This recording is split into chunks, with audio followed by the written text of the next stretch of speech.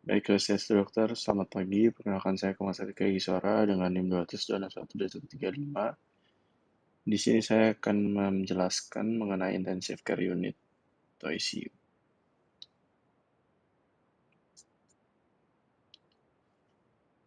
Yaitu perawatan medis untuk orang-orang yang mengalami cedera dan penyakit yang mengancam jiwa. Jauhkan perawatan intensif dengan tim penyedia pelayanan kesehatan yang terlatih khusus memberikan perawatan selama 24 jam, termasuk terus memantau tanda-tanda vital pasien. Pertama, high care unit, yaitu unit pelayanan rumah sakit bagi pasien dengan kondisi respirasi, hemodinamik, dan kesadaran yang stabil yang masih memerlukan pengobatan, perawatan, dan observasi secara ketat.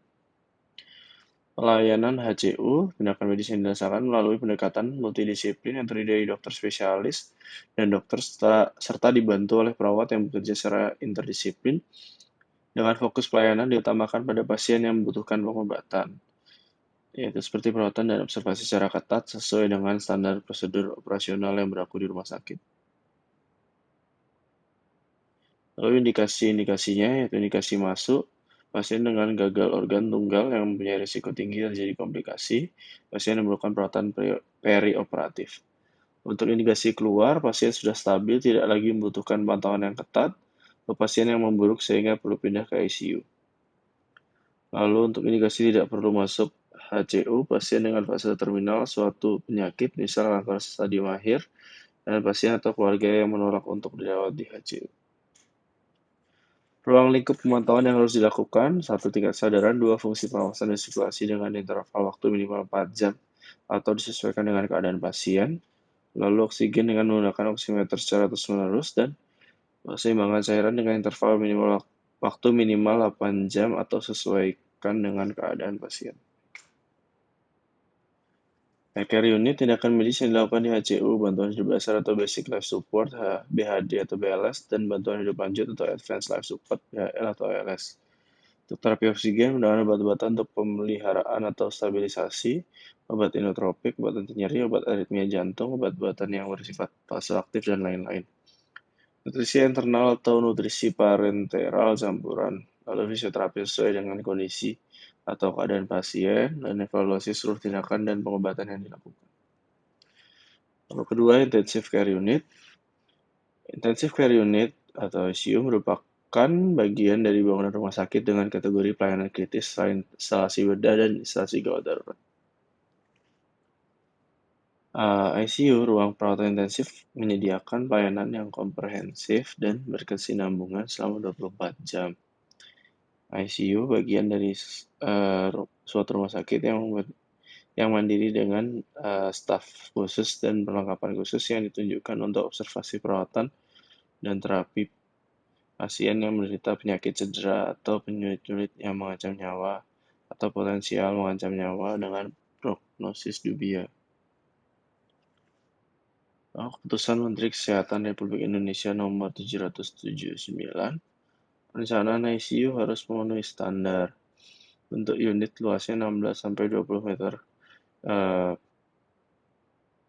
kuadrat untuk setiap tempat tidur. Jarak ideal antara tempat tidur 2,5 meter. Lalu dilengkapi tempat cuci tangan yang cukup besar dan dalam. Lalu kamar isolasi harus dilengkapi dengan tempat cuci tangan dan ganti pakaian. Lalu penerangan harus cukup, tempat tidur dilengkapi pagar sisi kiri kanannya dan dapat diubah posisinya. Titik keluar sumber oksigen, daya tekanan, dan mengisap sentral ada di dekat setiap tempat tidur. Suhu ruangan harus disesuaikan dengan kebutuhan pasien. Lalu tipe-tipe intensive care unit atau ICU. Ada general ICU, cardiac ICU, rest ICU, medical ICU, surgical ICU, brain ICU, burn ICU, renal ICU, NICU, dan PICU.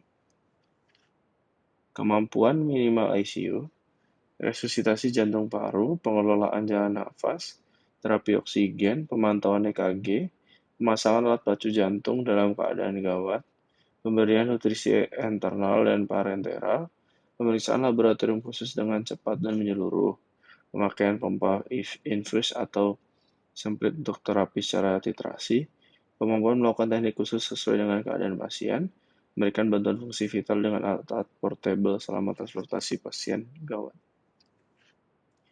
Klasifikasi pelayanan ICU yaitu pelayanan ICU tersier tertinggi rumah sakit tipe A, pelayanan ICU sekunder menengah rumah sakit tipe B, dan pelayanan ICU primer. Standar minimal rumah sakit tipe C. Ruang lingkup pelayanan ICU, diagnosis dan penata laksanaan spesifik penyakit-penyakit akut yang mengancam nyawa dan dapat menimbulkan kematian dalam beberapa menit sampai beberapa hari. Memberikan bantuan dan mengambil alih fungsi vital tubuh sekaligus melakukan penata laksanaan spesifik problem dasar. Lalu pemantauan fungsi vital tubuh terhadap komplikasi yang ditimbulkan oleh penyakit atau iatrogenik, lalu memberikan bantuan psikologis pada pasien yang kehidupannya sangat bergantung pada alat atau mesin dan orang lain. Indikasi masuk ICU, pasien prioritas 1, yaitu kelompok ini sakit kritis, tidak stabil, memerlukan terapi intensif seperti dukungan atau bantuan ventilasi dan alat bantu suportif organ atau sistem lain. Infus obat-obatan vasoaktif kontinu, obat aritmia kontinu, dan lain-lain. Lalu pasien prioritas 2, kelompok ini memerlukan pelayanan pemantauan canggih di ICU sebab sangat berisiko jika tidak dapat terapi intensif segera. Untuk pasien prioritas 3, kelompok ini pasien kritis tidak stabil status kesehatan sebelumnya, penyakit yang mendasari atau penyakit akut secara kesendirian atau kombinasi. Indikasi keluar ICU. Pasien prioritas 1, kelompok ini dikeluarkan dari ICU bila tidak ada kebutuhan terapi intensif atau bila terapi telah gagal, atau prognosis jangka pendek buruk dengan kemungkinan sembuh atau manfaat terapi kontinu kecil. Untuk pasien prioritas 2, kelompok ini keluar bila kemungkinan untuk mendadak membutuhkan terapi intensif telah berkurang. Untuk pasien prioritas 3, kelompok ini keluar bila kebutuhan terapi intensif telah tidak ada lagi, tapi mungkin mereka dikeluarkan lebih dini apabila kemungkinan kesembuhan atau manfaat terapi intensif kontinu kecil.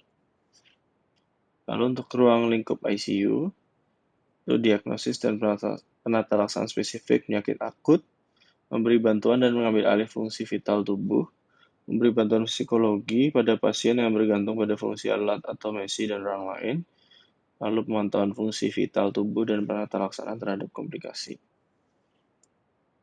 Lalu terapi dasar ICU, analgesia, nyeri dapat mempengaruhi pemulihan psikologis dan fisiologis pasien, dan analgetik yang memadai menjadi bagian integral dari manajemen perawatan intensif yang baik.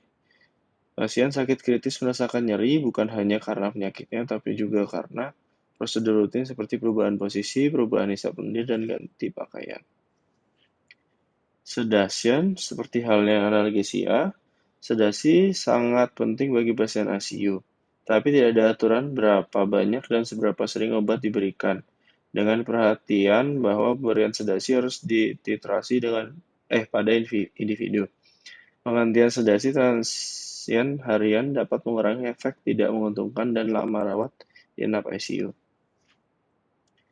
Lalu tromboembolik profilaksis. Profilaksis tromboemboli belum banyak digunakan, namun tingkat mortalitas dan morbilitas terkait tromboemboli vena cukup besar dan dapat dikurangi dengan profilaksis. Di antara pasien yang tidak menerima profilaksis, tingkat trombosis vena dalam yang dikonfirmasi secara objektif meningkat antara 13% sampai 31%, dan untuk pasien trauma, angka ini mungkin jauh lebih tinggi. Lalu H. Forehead elevated. Posisi kepala pasien diposisikan 45 derajat untuk mencegah peningkatan TIK. Terapi dasar ICU, stress ulcer prevention. Cegahan ulkus stres penting, terutama untuk pasien dengan gagal nafas atau kelainan koagulasi sedang dalam terapi steroid atau dengan riwayat ulkus gastroduodenal yang berisiko lebih tinggi terkena pendarahan gastrointestinal berhubungan dengan stres. Ada beberapa opsi perawatan termasuk antasida, sucralfate, antagonis H2, dan inhibitor pompa proton yang diusulkan. Namun meskipun beberapa penelitian acak, terkontrol, dan meta-analisis membandingkan agen-agen ini, pengobatan yang optimal masih belum jelas. Glukos. Kadar gula darah yang ketat 80-110 mg per dl dalam penelitian oleh Van den Berg et al. Mungkin sulit untuk dipatuhi dalam perawatan pasien rutin.